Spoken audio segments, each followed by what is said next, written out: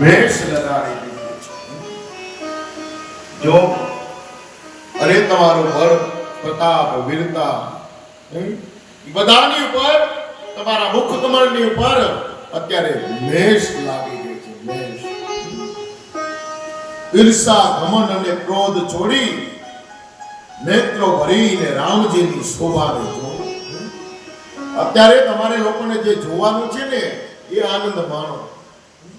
હવે તો પરબ્રહ્મ પરમાત્મા પ્રભુ રામ અને દેવી જાનકી બંને એક થઈ ગયા છે.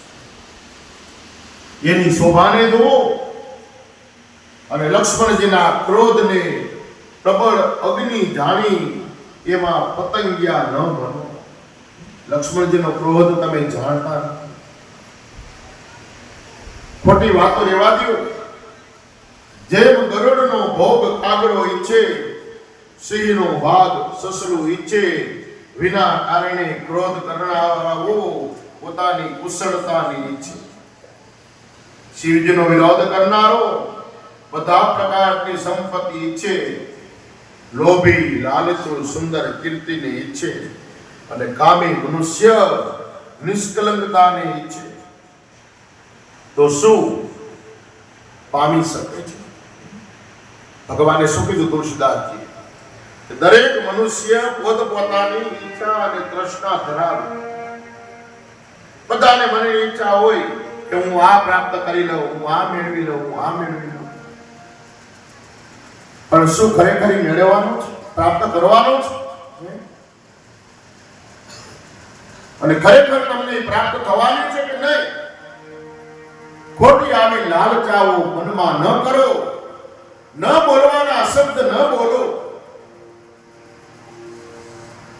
કાયમ જીવનમાં વિચાર કરો. દરેક મનુષ્યને પામી લેવું છે. બધાને આપણે બધાને એવી ઈચ્છા છે કે અમે કાંઈક કરી લે, કાંઈક કરવું છે, કાંઈક કરવું છે. પણ આમ મનની અંદર ઈચ્છા કરવાથી કાંઈ થશે નહીં. એના માટે તમારે સર્વપ્રથમ પરમાત્માની સદગુરુની ભક્તિ જોશે. એની કૃપા તમારી પર છે તો તમારા સદવિચારો બનશે. અને સદવિચારો તમારા જો હશે ને તો તમે જે કીર્તિને પામવા માંગતા હશો ને એને પામતા.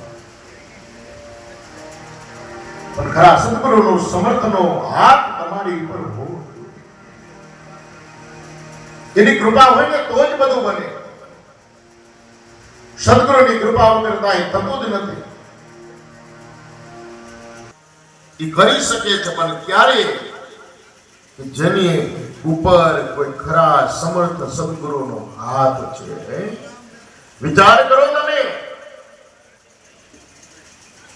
આપણા સદગા એની લીલાઓ, એને કરેલા પરચા એક એક જો યાદ કરો ને તો આપણા મનની અંદર એમ થાય કે આપણે જે સદગુરુના સ્થાને ઉભા છે ને એનાથી વિશેષ બીજું કાંઈ છે જ એવું સામર્થ્ય છે. એક સમયે સદગુરુદેવ રાઘવદાસ બાપા, રણછોડ બાપા અને આત્મારામ બાપા એ બેઠા છે, વાતો કરે છે.